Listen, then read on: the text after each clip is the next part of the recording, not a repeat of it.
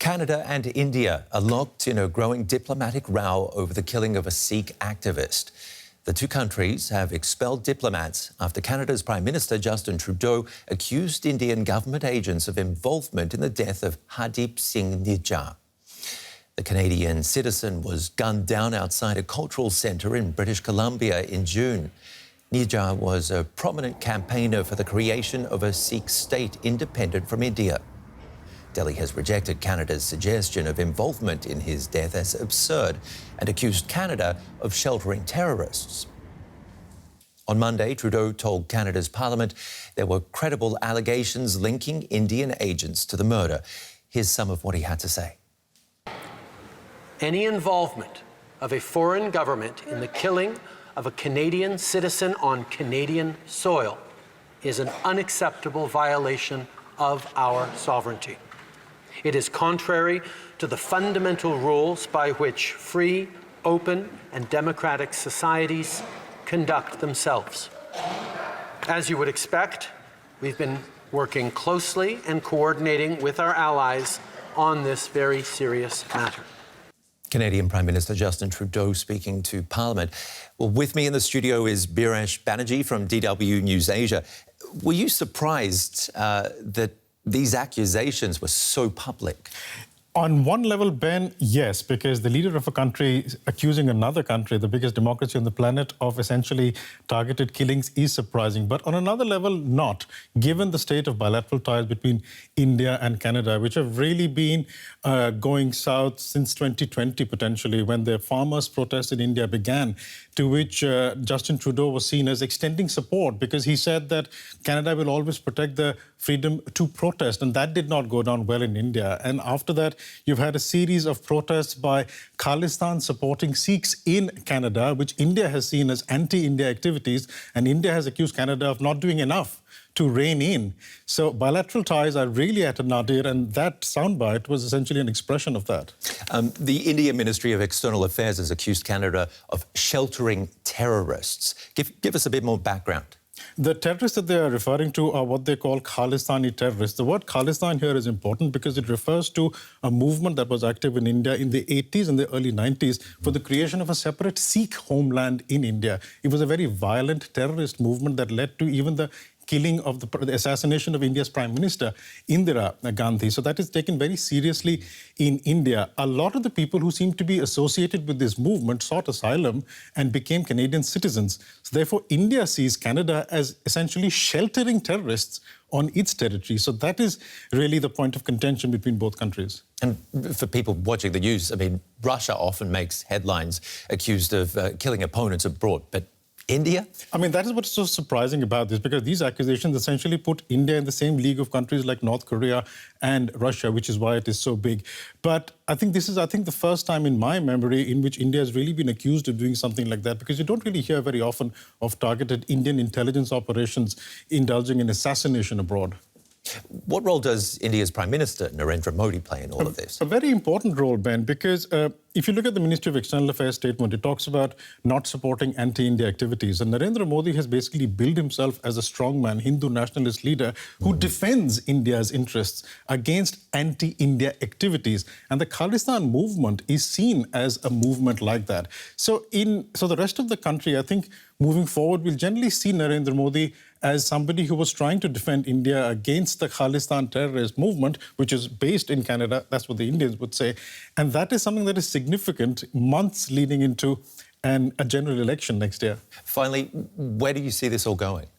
I think this is going to become a major diplomatic headache for India in the first instance, because India, don't forget, is acquiring a larger global prominent role in diplomacy.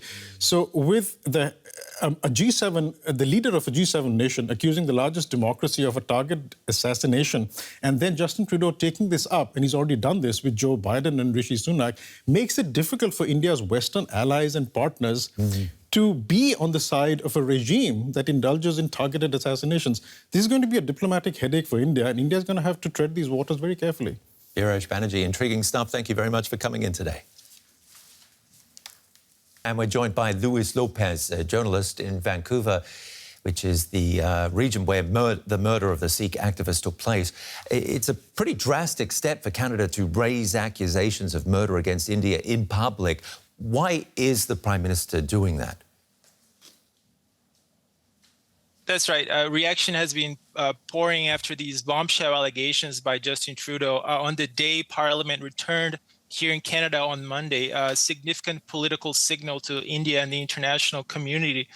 Now, for those of you unfamiliar with the case, Hardeep Singh Nijjar was a Sikh leader here in British Columbia, actually not far from where I'm currently in. He was a supporter of the movement for a free Sikh state. In India, he was considered a terrorist. Here, though, in his community near Vancouver, he was known as an activist and a leader. In June, he was shot dead by 2 gunmen, as you said, just outside the temple where he presided. At the time, there were protests and allegations that India was behind it. And of course, now we see this announcement from the Prime Minister saying that there is credible evidence that agents of the Indian government carried out the killing of this Canadian citizen on Canadian soil. Justin Trudeau has called these an unacceptable violation of Canada's sovereignty. And then just moments after the announcement, another big announcement, which you've said, the Canada's foreign minister spoke to reporters saying that the government was expelling a top India diplomat who is the head of India's foreign intelligence agency here in Canada. India has come out, as you said, saying they reject Trudeau's statement. It remains to be seen whether or not they will make a similar move in India, expelling a Canadian diplomat. But in the meantime, Justin Trudeau is urging India to cooperate with the murder investigation. And so far, all we know about this investigation is that it is ongoing. It's being led by the Royal Canadian Mounted Police here in British Columbia, where the murder took place. But there hasn't been any more details. Canada's public safety minister has come out saying they will bring those responsible to justice. Tell us more about the reaction from what I know is a large community of Indian origin in Canada, many of them Sikhs. Yeah, Sikhs account for a significant percentage of Canada's population, and it's one of the country's largest religious groups.